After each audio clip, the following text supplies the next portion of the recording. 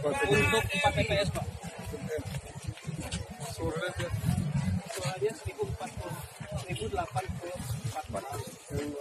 ada. Alhamdulillah. Kita hanya ingin melihat partisipasi masyarakat untuk mendatangi TPS. Itu nyatanya luar biasa. Target yang saya sampaikan, Aceh Tengah angka partisipatifnya mencapai 85%.